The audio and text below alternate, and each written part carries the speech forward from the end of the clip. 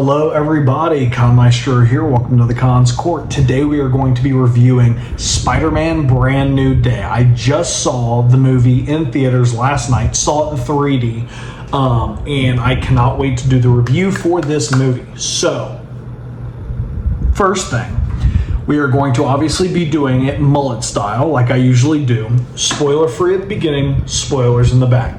So about the halfway mark of this video, I will probably go ahead and let you guys know that, hey, we are going to be doing the spoiler part of the review. If you have not seen the movie, go ahead and get out of here. So let's go ahead and get started with this review. I am very, very excited. First and foremost, the only thing merch-wise that I got for the movie was the actual cup. I really, really like this cup. It is a clear Spider-Man cup with the actual Brand New Day Spider-Man insignia. What do you want to call it? The actual logo on there, which I really, really like. It's detailed and it's kind of like indented, which I very much like. And then there is also engraved like spider webbing all across the cup, which I really, really like. I really like the simplicity of this cup. And then you have Spider-Man Brand New Day on the top. All the popcorn buckets were, they were okay.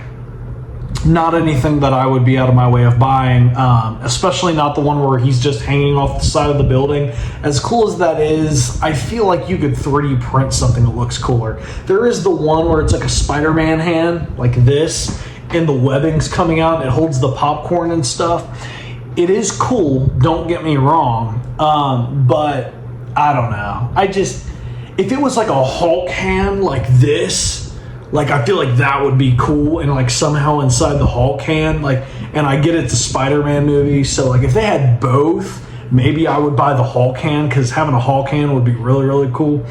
But like the Spider-Man hand, regardless of all the merch stuff, all the merchandise, move that out of the way.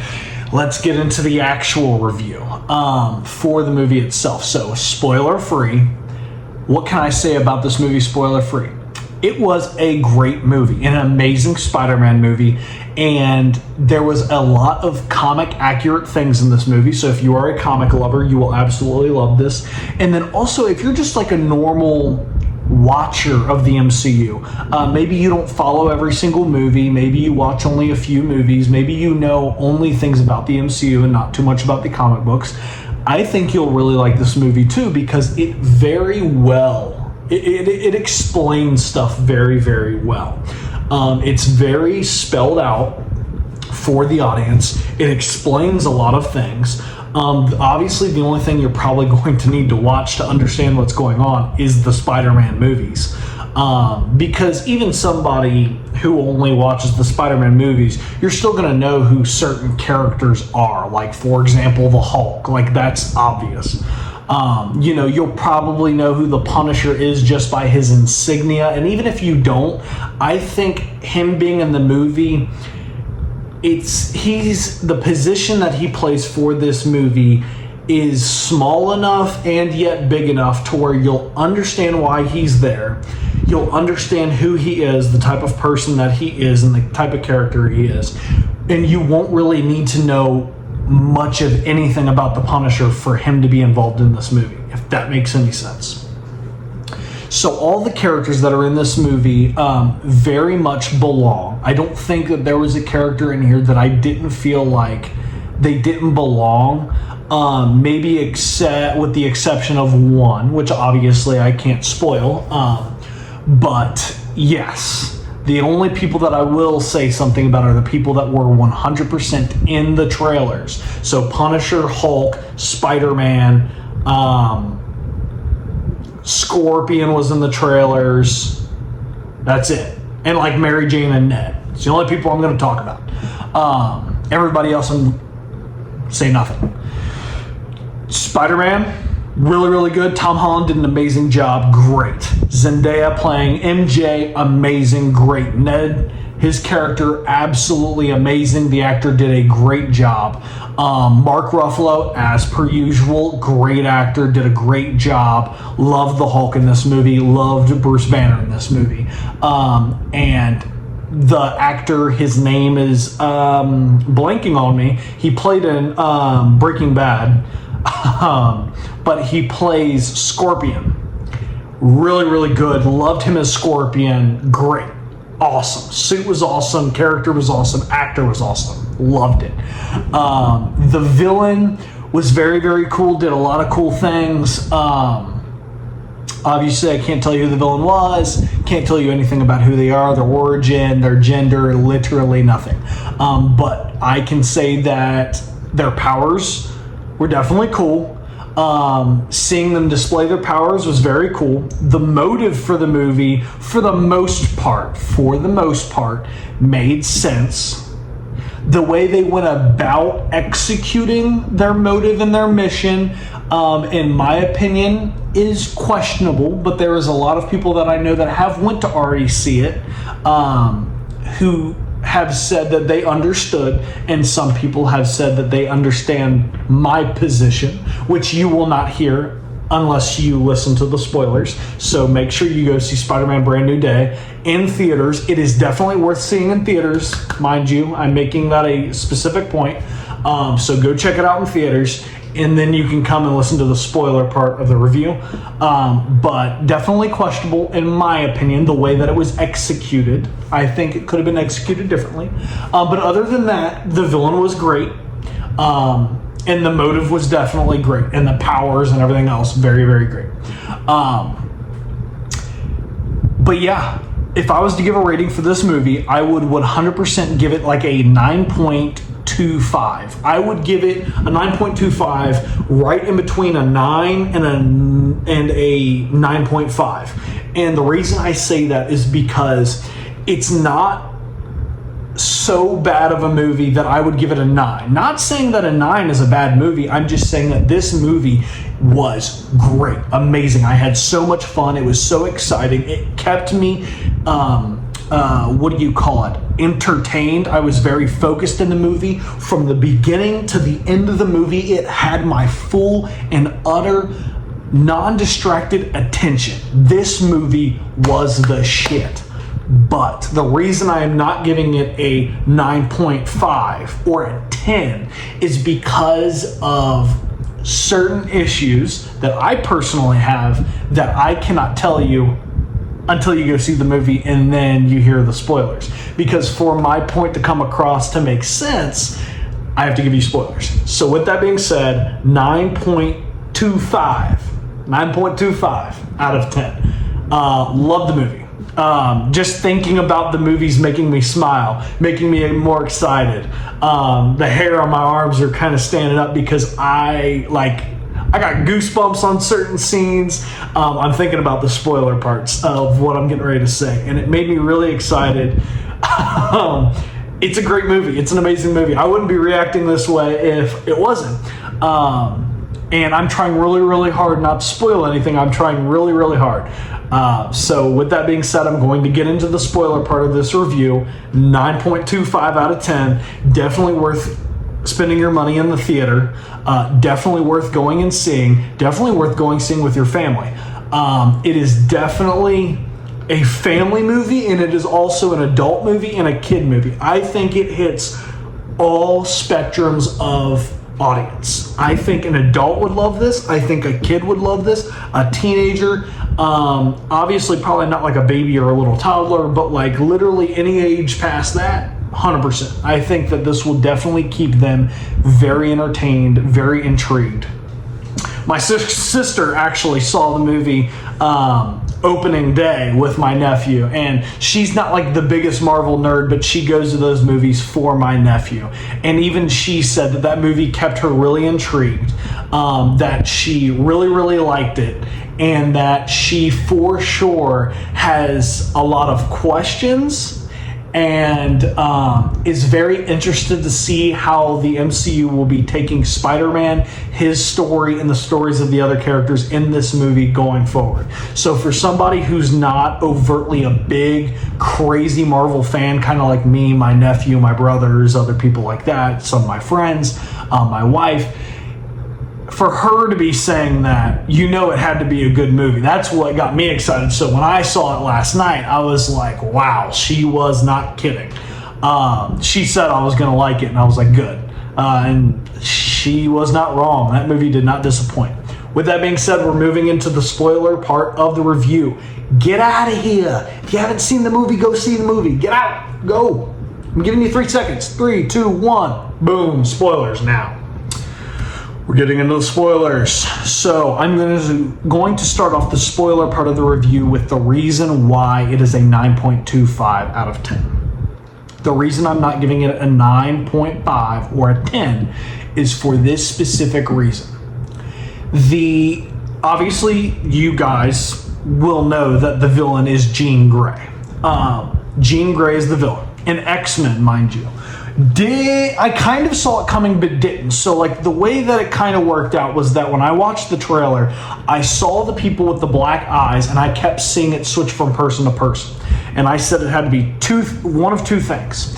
A symbiote, probably Venom. And the only reason I said a symbiote was because in No Way Home, Tom Hardy's Venom shows up and then gets taken back to his timeline, but a piece of the symbiote was left, if I am not mistaken.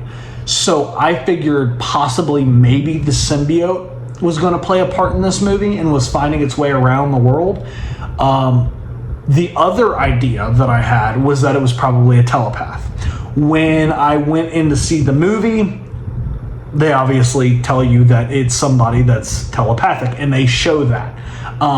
So with that being said, I was like, cool, it's a telepath. So if it's a telepathic powered person, there's like 3 people it could be. Madeline Pryor, who is the clone of Jean Grey herself, or it was some other Spider-Man character that maybe they would have given different powers or like changed the way their powers would work. For example, there's like Bloody Mary, or there's the other character that was in, I believe, Iron Fist, and her name was, what was her name? Not Bloody Mary, but it's Typhoid Mary. I said it might be a character like that, and maybe they like tweaked the way her powers worked or changed certain things, or maybe added powers. It's the MCU, you don't know. They could add things, they could change things. They've done it plenty of times.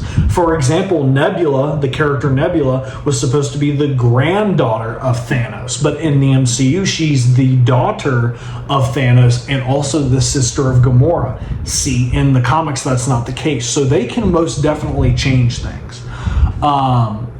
So that was my guess, was okay, it's a telepath, it's got to be one of those people.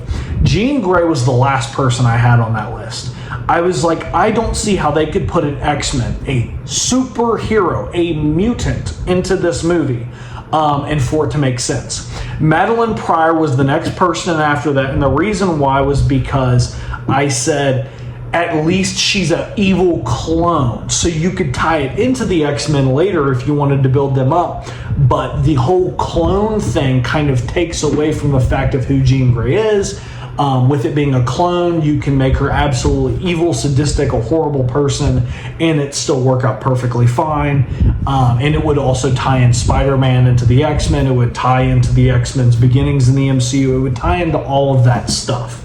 And she has those powers that Jean has. Being a clone of Jean, she obviously has those type of powers. The other characters were kind of ahead of that, like Bloody Mary, Typhoid Mary. There was another character, and I'm blanking on her name, but I had kind of went through the Spider-Man roster, and there was somebody else I could have swore had some type of like a psychic, like mental type power, and that was another person I thought maybe. Definitely didn't expect Jean Grey though. So obviously the villain's Jean Grey. How do I feel about that? Well, number one, Jean Grey is an X-Men, obviously. In this movie, she is not an X-Men yet. She's actually a kid. So they changed the age of Jean Grey, because Jean Grey is at least supposed to be an older teen to, let's say, whatchamacallit, like an adult. And I mean, there's, from what I understand, Jean Grey's supposed to be like a full-on adult by the time Spider-Man starts coming around and actually being who he is. Even in the cartoon shows, Jean Grey's already established as like a young woman. You know, maybe she's in her 20s, early 30s, whatever else like that. Spider-Man's supposed to be the teenage web-slinging Spider-Man, so he's still kind of a teenager, and maybe a young adult, kind of like how Tobey Maguire's Spider-Man was, so like in his 20s, his early 20s. But definitely not that young. So that kind of threw me off. The MCU is definitely changing the way that the mutants and X-Men work. They're not making them an already established thing, apparently. They are going to be making them something that develops and comes up after the Avengers, which is definitely different than the comics, because I believe the X-Men came before the Avengers. I believe the way it worked was it was Fantastic Four, X-Men, Avengers, I think, if I remember correctly. So with that being said, Jean Grey was definitely interesting. Did I see it possibly coming? Yes. Was I expecting it? Not quite. I was really kind of hoping and expecting somebody else. Her motive of trying to find her sister is a really good motive. I really like that motive. The execution to completing that mission that she has of finding her sister, I have a problem with. She takes over Mary Jane's mind and essentially makes her jump off the building. So yes, maybe she expected Spider-Man to save her, but what if Spider-Man wasn't quick enough? Maybe him being so distraught and caught off guard by what Jean Grey did, acting like she was Mary Jane, maybe that messed with his mind and he just didn't think about it. Maybe he was still in shock and was like, oh shoot, I gotta go grab her, and then not catch her. And you know what? If you watch the movie, it was really, really close. He ends up catching her. He ends up webbing her, pulling her, and he has to immediately turn, and his back hits the ground, like almost immediately. So it was very, very close. He was very distraught, very caught off guard, and it was a very close catch. She very well could have died, or it could have been a Gwen situation where she either breaks her back, she could have became paralyzed, snapped her neck, whatever else like that. So she completely put an innocent in harm's way. Granted, it's Mary Jane, so she's tied and connected to Spider-Man, so maybe you can pass that off. What I can't pass off is the plenty of innocent civilians that Jean Grey straight up, at the very least, attempted murders. The old dude she takes mind control of makes him slowly walk back while she's talking to Peter, and he gets macked by a freaking taxi cab or a car or whatever it is.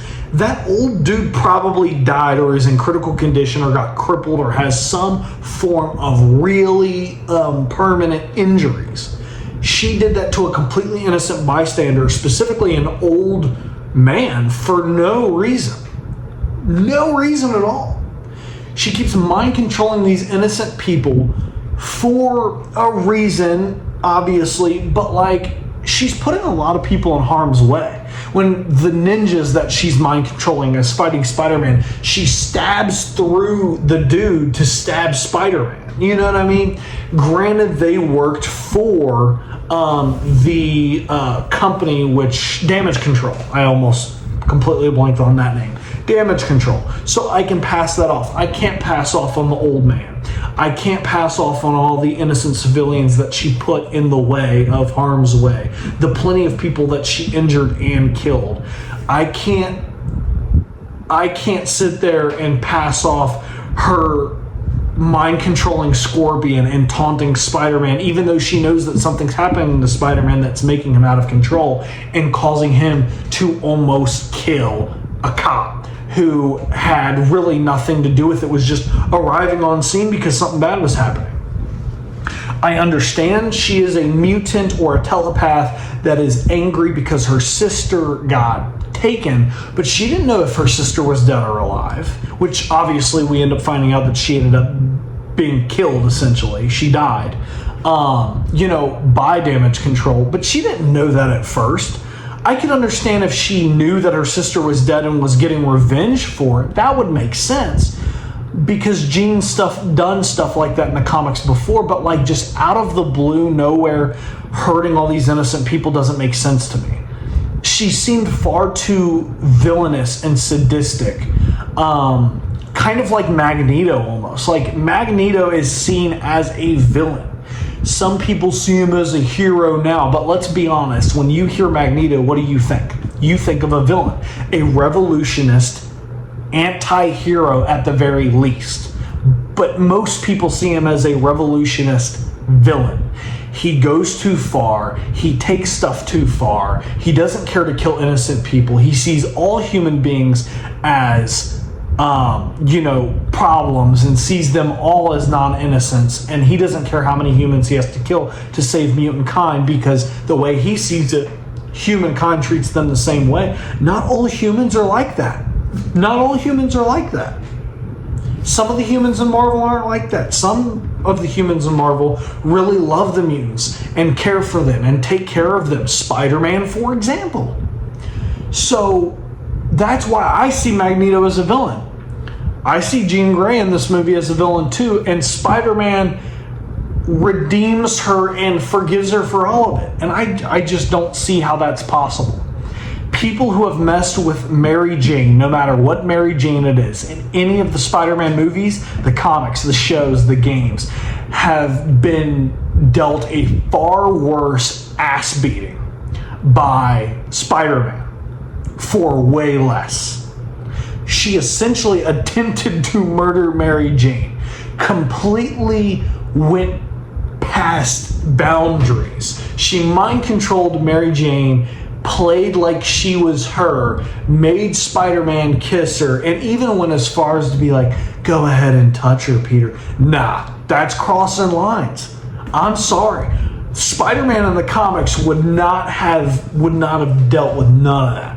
He would have found her and beat the absolute snot out of her. You don't mess with Mary Jane. You don't mess with Aunt May, because if you do, you're in for a world of pain. And that's essentially what happens with Spider-Man in this movie. I mean, he's got his arachnid DNA taking over him, all of that stuff. And you're telling me that, like, in no way, shape, or form, even after he accepts his genetics and he says, I can be both. I can be Spider-Man and I can be Peter Parker. He still doesn't, like, at least want to arrest her for the things that she did. He put Mary Jane in danger. She killed all those innocent people, and we're just letting her go? I understand the motive. I understand why she did it. I get it. Morally, I understand where she's coming from. I understand what Damage Control did was bad. I understand all of that. But that just... I wouldn't be able to excuse that. Like, and I don't think Spider-Man, the normal Spider-Man, the Spider-Man that we all know, would be able to excuse that. And that is what bothers me. That is what bothers me. If it was done in a different way, where she wasn't killing all of those innocent people and was just taking over their minds to complete her mission, that would be different. But she straight up murders innocent people for no reason. Which, that's just crazy. That's insane. She risked so many innocent people's lives for a thing that she didn't need to at all. Like, she didn't need to do half the crap she did. She wanted to aura farm essentially in front of Spider-Man, like, I could take over anyone, and walks the old man dude. The old man is the main example for me. The only reason she did that was to essentially aura farm to basically be like, I'm a badass, look at me, I can just mind control anyone, walk back into the street, and bam, he gets hit by a car. That's sadistic. That's like Joker level, Carnage level, Green Goblin level sadistic. That's insane. That's something that Madeline Pryor would do. That's something that, like, those type of characters would do. Not Jean Grey. Maybe when she's the Dark Phoenix or she's like the Phoenix, then maybe, for sure. But just Jean Grey, like normal Jean Grey? No, I don't buy it. And I don't like it neither. That bothers me. And now she's probably going to become a hero. She's going to become one of the X-Men. Somebody that was just straight up murdering innocent people for no reason. Even Wolverine didn't just straight up randomly murder innocent people for nothing. You had to push Wolverine. You had to push him off the edge. You had to irritate him, aggravate him. You had to do things to get in his way. You had to physically become a problem, aim a gun at him. You would have to do something to irritate, agitate, and invoke the wrath of Wolverine. And he was an assassin made by X-Force. You know what I'm saying? Like, anything he did involving killing innocent people was because he was mind controlled or brainwashed, and that's the only reason why. Wolverine doesn't just straight up go around killing people and then became a hero. Like, that's not even how that happened. And that's Wolverine we're talking about. But like, Jean Grey's just going to be killing all these innocent people, and like, she's going to get to become a hero. She's going to be fine. Spider-Man's going to let her off the hook. Punisher's just going to let her off the hook. I don't know. I don't like that. I don't like that at all. That bothers me. That bothers me a lot. And that is why I am taking almost a full point away from the movie. Everything else about the movie, perfection. Spider-Man's fighting, the way of the spider, beautifully executed. Just like in the Spider-Man games, I don't have any notes. 0 notes. Perfect. You did amazing. Great. Awesome.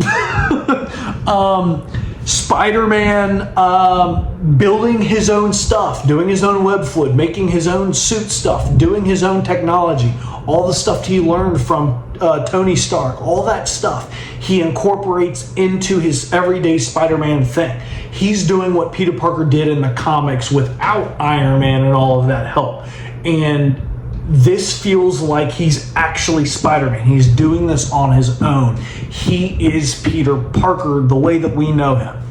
Beautifully executed, perfect, loved every bit of it.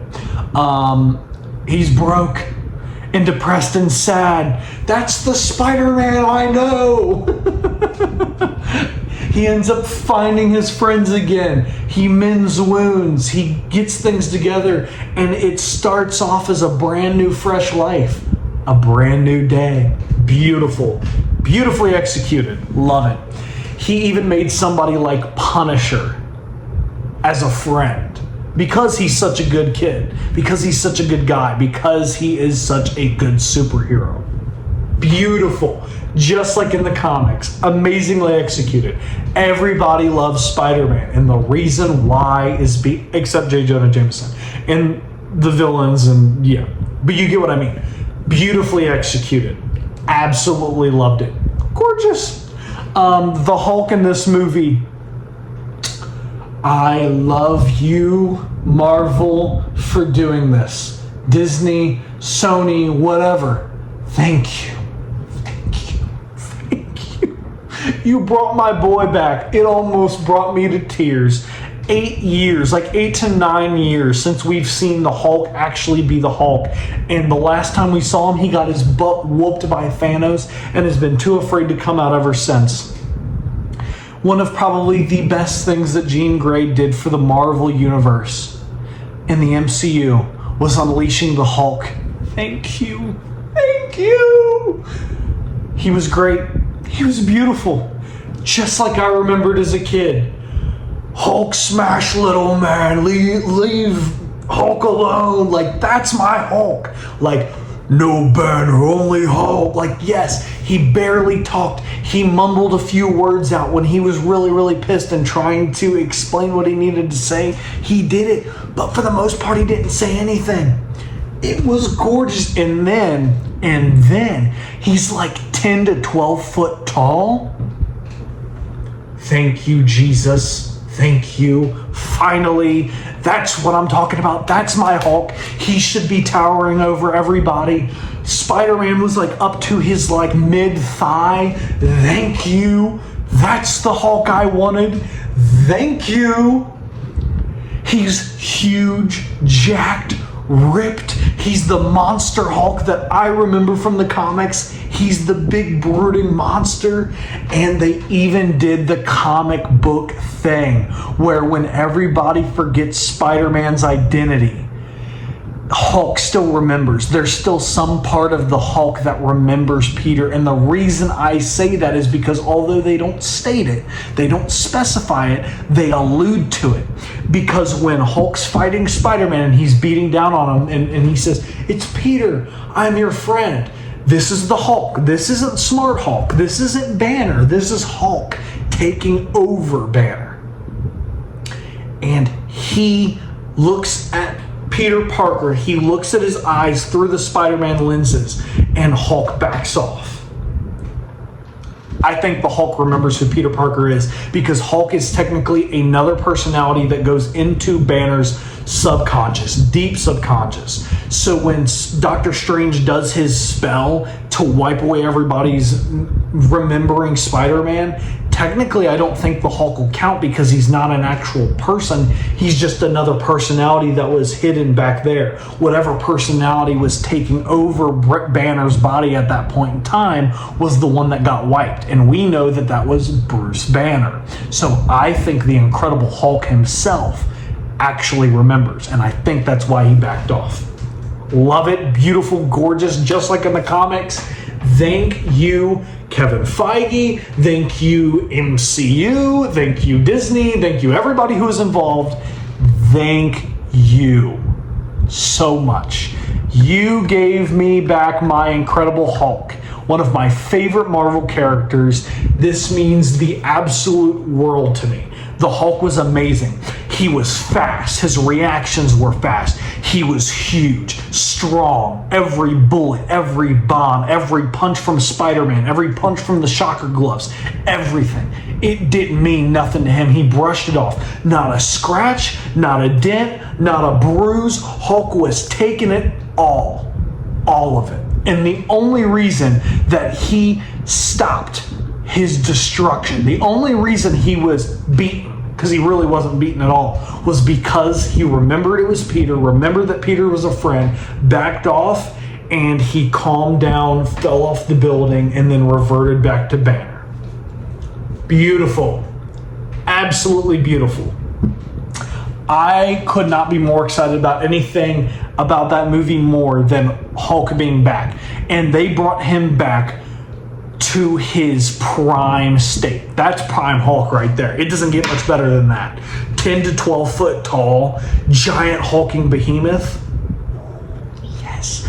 Pure rage, and the only way he can be calmed down is by his friends and people that he actually knows, that he knows for a fact are friends. Spider-Man being one of those people, especially in the comics, that can calm him down. Thank you. You did it great. You literally couldn't have done Hulk any better. Other than maybe I would have liked to see a little bit more of Hulk, because I'll always want to see more of Hulk. It's the Hulk. Especially when he's done right. You finally did the Incredible Hulk justice. Thank you. Now that the rant about the Hulk is over, the happy rant. You did Punisher great. I love the Punisher in this movie. The Punisher was both funny, he was both menacing, and it is exactly what the Punisher is in the comics. He played a very important role, but not such a big role that he completely overshadowed the Incredible Hulk or Spider-Man. The Hulk didn't play such a big role that he overshadowed Spider-Man. You know what I mean? Perfect. You did great with Punisher. Punisher was a perfect choice for this movie. And thank you, Marvel. Thank you, MCU again. You recreated the Death of Spider-Man scene where he's carrying Spider-Man's body. I know in the comics it's the Iron Spider-Man suit he's wearing, but it's like frame for frame perfect. And you really got me because I for sure thought Spider-Man was going to die there. I think they kind of did a whole like, ha ha ha, I got you with that whole, it was like frame for frame perfect. I need a doctor, I need a medic now. Like that's literally what he says in the comic panel. I'm pretty sure he says, I need a medic now. Like I think that's exactly what he says. But yeah, perfect.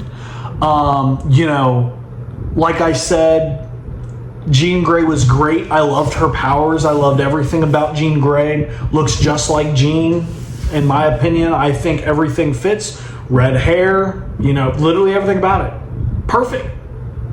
I would have loved Jean Grey being the villain.